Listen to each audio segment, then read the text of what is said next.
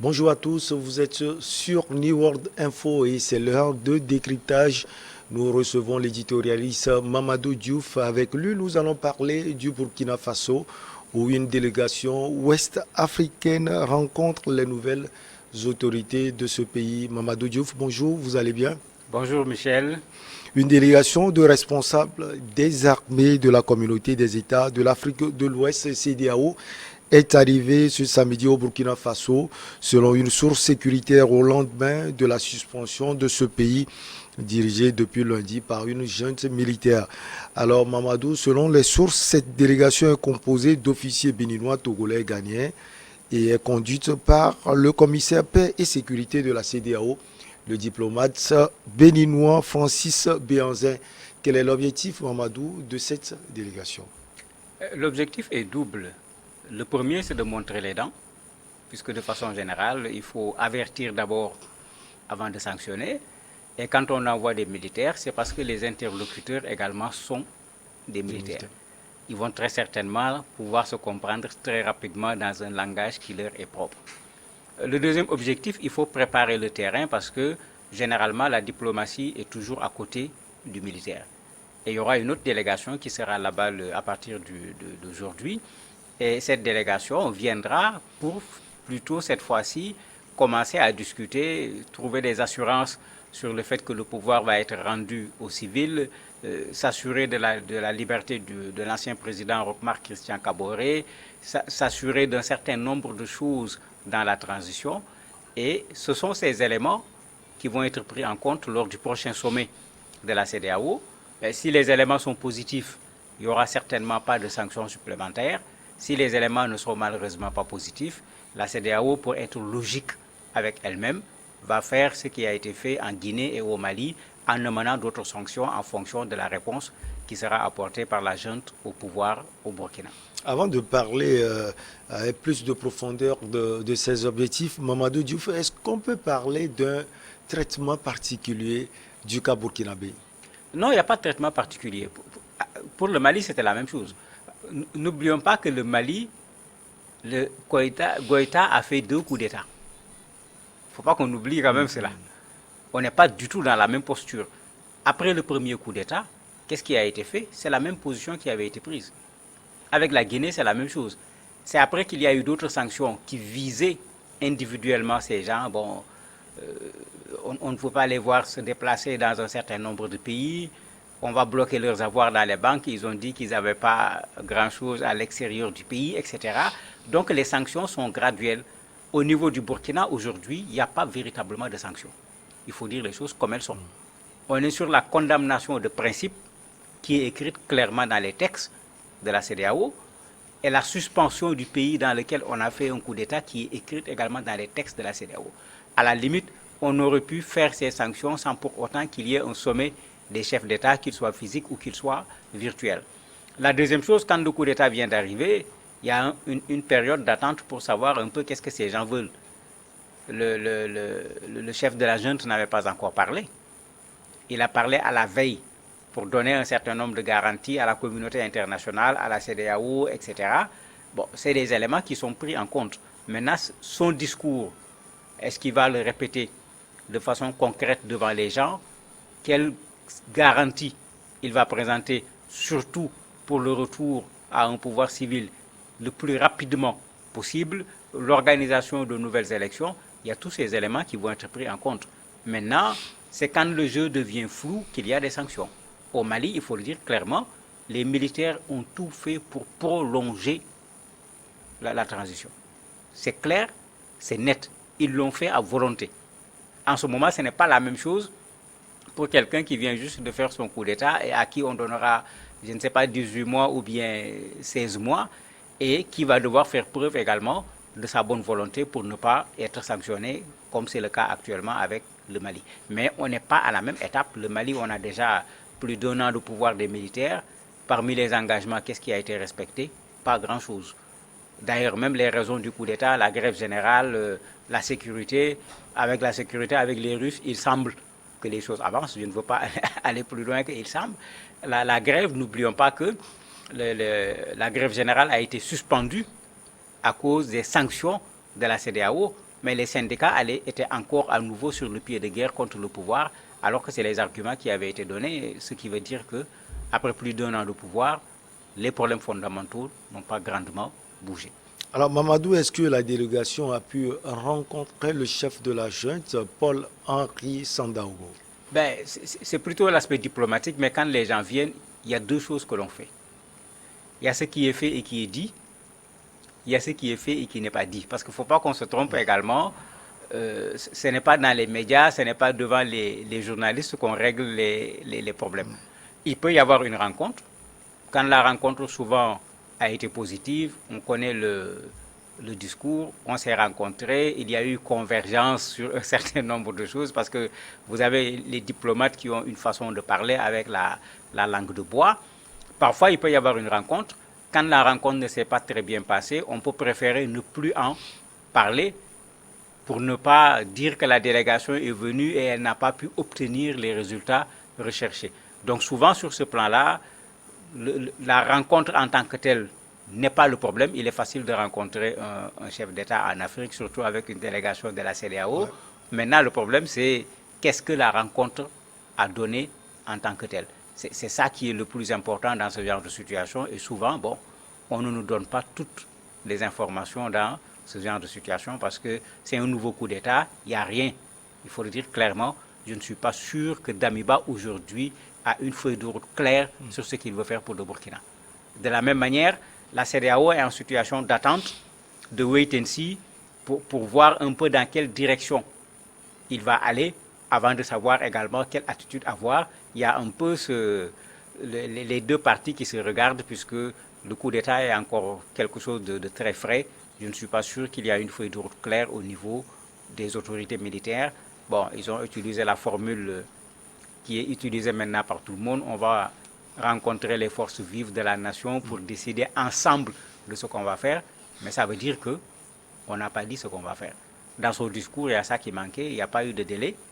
On ne nous a pas dit c'est 1 an, on ne nous a pas dit c'est 2 ans, alors que c'est un aspect qui intéresse particulièrement la CEDEAO. Alors Mamadou, on ne sait pas concrètement ce qui est sorti de cette rencontre entre la délégation de la CEDEAO et la junte, mais on peut faire une projection en tant qu'analyste politique. Oui, mais c'est trop tôt. C'est trop tôt pour qu'on sache, puisque il ne faut pas oublier que, comme j'ai dit, il y a quelque chose qui est destiné au public. On nous a bien reçus, on a parlé dans une ambiance où il n'y avait aucune difficulté, ça c'est destiné au public. Maintenant, quand les gens prennent la peine d'aller au Burkina Faso, parce qu'ils auraient pu prendre le téléphone, c'est qu'en fait, il y a des choses concrètes qui vont être discutées, il y a des choses qui vont être négociées. Quand ces délégations finissent de faire leur travail, ce n'est pas à nous qu'ils vont rendre compte. Il faut d'abord rendre compte au chef d'État. Bon, c'est vrai que parfois, il y a des fuites qui permettent de savoir que sur tel problème, il y a eu accord, sur tel problème, il n'y a pas eu d'accord. Pour le moment, ce n'est pas véritablement le cas. Donc, c'est normal puisqu'ils préparent également le terrain. D'ailleurs, il y a un qui est resté. Toute la délégation n'est pas partie. Il y a un qui est resté pour attendre la délégation des ministres des Affaires étrangères qui va venir également faire son travail. Maintenant, c'est après tout ça qu'on va remettre au chef d'État. Et bon, après, nous allons commencer à avoir un certain nombre d'éléments. Ce qui est sûr, c'est que si on prend le discours de Damiba, il est clair qu'il en aura pour 1 an, voire 1 an et demi. Parce qu'il a commencé à dire, nous allons faire ceci, nous allons faire cela. Ce qui me pose le plus de problèmes, c'est qu'il dit qu'ils veulent récupérer les parties de territoire qu'ils ont perdues. Est-ce que c'est le rôle de la transition? Et ça risque de prendre du temps aussi, voilà. Parce que c'est la Libye avancée par les Maliens. Voilà. Maintenant, s'il faut prendre ce temps, il y aura un problème par rapport à ce que la CEDEAO va proposer pour la transition et ce que les militaires veulent faire d'abord avant de remettre le pouvoir. En fait, c'est des choses qu'on voit immédiatement. Il n'est pas évident qu'en 2 ans, ils vont pouvoir résoudre le problème du Burkina. N'oublions pas qu'au Mali, ce n'est pas en 2020 que ça a commencé, ce n'est pas en 2015 que ça a commencé, ça fait plus de 8 ans pratiquement au Mali. Et parfois, c'est le contraire. Au lieu d'aller récupérer des territoires, c'est les groupes extrémistes violents qui gagnent des territoires, qui font des attentats également dans d'autres espaces où ils n'avaient pas l'habitude de le faire. Pour revenir sur le cas du Burkina, les statistiques du Burkina disent qu'il y a eu 750 attaques en 2021. Est-ce qu'on peut résoudre ça en 2022, à moins que les militaires burkinabés n'aient quelque chose d'extrêmement particulier, je ne pense pas qu'ils peuvent régler ce problème en une année. Ça va faire partie des problèmes. Les gens vont le dire, non, la transition, c'est la transition. Votre rôle, ce n'est pas d'être au pouvoir. Votre rôle, c'est d'être au front. Et ça aussi, il faut qu'on le rappelle aux militaires, aussi bien du Niger, du Mali, de la Guinée. Quand il y a des problèmes de sécurité, même si les populations n'ont pas donné les armes, si je dis les populations, les autorités n'ont pas donné les armes, mais est-ce qu'eux, ils ont joué le rôle? On a vu ce cas, je ne sais pas comment il faut l'appeler, extraordinaire au Burkina, avec un des volontaires qui a été tué, qu'on surnomme Yoro, et qui avait tellement pris à cœur son travail qu'il accompagnait les commerçants. Les militaires même lui ont demandé de l'accompagner pour participer à la sécurisation des militaires. Est-ce que nos militaires se donnent comme ce Yoro qui, quand il est mort, mais il y avait pratiquement un deuil national au Burkina, tout le monde voyait quelqu'un qui se battait véritablement pour la patrie, et pourtant ce n'est pas un militaire. Est-ce que les militaires donnent ce résultat sur le terrain? Mais il faut qu'ils répondent également à cette question, au lieu de dire que les espaces sont occupés, il faut libérer les espaces, et on fait un coup d'État pour libérer ces espaces. Au même moment, s'ils souhaitent se faire 1 an et demi, en tout cas, ce n'est pas encore officiel, c'est peut-être une manière aussi de dire à la CEDEAO, venez nous aider. Mais bien sûr, le Burkina n'a pas intérêt à ce qu'on lui ferme les frontières. Le Mali a une frontière avec la Mauritanie, qui n'est plus membre de la CEDEAO. Le Mali a une frontière avec la Guinée, qui est suspendue, donc qui peut dire je ne suis pas tenu de respecter ce que la CEDEAO dit. Le Mali a une frontière avec l'Algérie, etc. Donc le Mali a d'autres portes de sortie, même si ça va être extrêmement difficile, parce que ce n'était pas par là-bas que passait le flux sur le plan des échanges. Le Burkina, c'est la frontière avec qui? C'est la Côte d'Ivoire, le Togo, le Bénin, le Ghana. Oui. Ben, ces pays sont membres de quoi? De la CEDEAO. Mais si ces pays respectent, ça sera un blocus par rapport au Burkina, contrairement à ce qui se passe au niveau du Mali. Ou bien ils vont se lier au Mali pour essayer de faire passer également leurs marchandises Mauritanie, Mali, Burkina, mais c'est extrêmement compliqué. L'autre chose, le Burkina est dans une période difficile. C'est un pays plutôt agraire. Il y a eu des problèmes avec la pluviométrie. Il y a eu des problèmes avec les déplacements des populations. Il y a eu des problèmes avec la question sécuritaire. Mais si on y ajoute un blocus, on étouffe ce pays. C'est pourquoi certains Burkinabés l'ont compris très tôt. Vous en avez même qui ont envoyé une lettre ouverte à la CEDEAO. Et vous avez des gens qui savent lire le futur, qui disent aujourd'hui à la junte militaire du Burkina, ne faites pas comme le Mali, allez dans le sens de négocier, vous n'avez pas intérêt à vouloir tenir tête à la CEDEAO. Et je crois que c'est ça le discours qu'il faut tenir aux militaires du Burkina. Le printemps des coups d'État, il va passer très rapidement. Il faut que ça soit bien clair. Il va passer très rapidement. La réalité, elle sera là, que les militaires soient là ou que les militaires ne soient pas là. Donc vous voyez plus Paul-Henri Sandaogo Damiba avec une carte d'ouverture. Mais il a intérêt. S'il veut réussir une transition, il a intérêt. S'il veut que ce soutien d'une partie des populations du Burkina continue, il a intérêt. Parce que n'oublions pas que, je donne toujours l'exemple du Soudan, c'est les populations qui ont à un certain moment dit à l'armée, venez terminer le travail qu'on est en train de faire pour faire tomber El-Béchir. Ils l'ont fait. Aujourd'hui, c'est le contraire. Pendant longtemps, les populations ont manifesté contre l'armée. Aujourd'hui, vous avez la population soudanaise qui est divisée en deux. Vous avez ceux qui manifestent pour que l'armée quitte.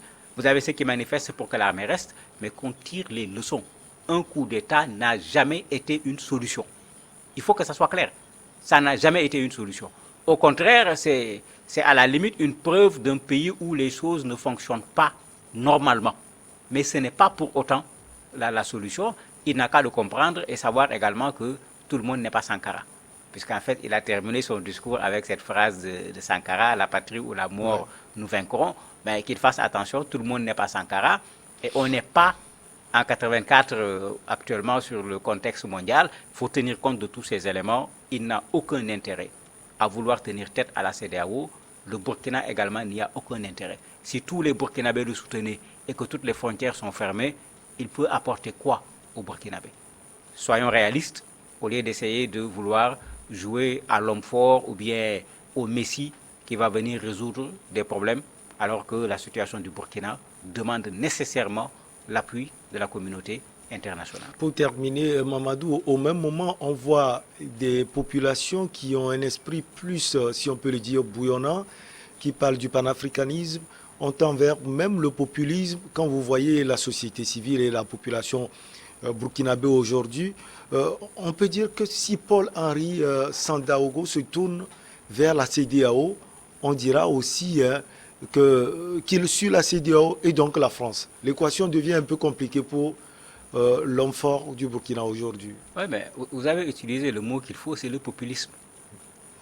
Avec WhatsApp, avec Internet, tout le monde est devenu analyste, tout le monde est devenu économiste, tout le monde est devenu politologue.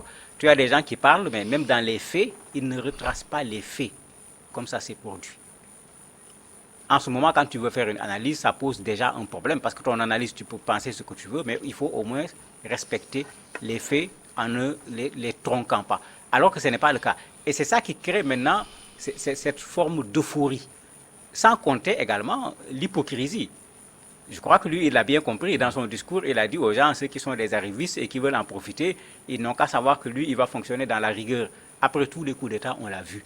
Il y a des gens qui ne peuvent jamais devenir ministres dans une situation normale, qui vont profiter de cette situation, parler, crier, agiter, pour pouvoir se trouver au moins quelque chose qu'ils ne peuvent pas avoir dans une situation normale. Je crois qu'il est assez averti pour ne pas se laisser tromper par cette euphorie qui demain peut se retourner contre lui. Donc il a plutôt intérêt à être réaliste, à produire un résultat qui lui permette, quand il va quitter le pouvoir, de pouvoir continuer à vivre tranquillement avec les Burkinabés. N'oublions pas qu'il y a un autre militaire qui s'appelle Zida, qui ne vit plus au Burkina. Et tout le monde avait vu également des gens qui le soutenaient, qui avaient voulu même qu'il soit président de la République. Aujourd'hui, il est caché quelque part à cause des casseroles qu'il traîne. Au Canada, précisément. Merci beaucoup à vous, Mamadou Diouf. On marque une petite pause et derrière, on reçoit Fiagan Sil.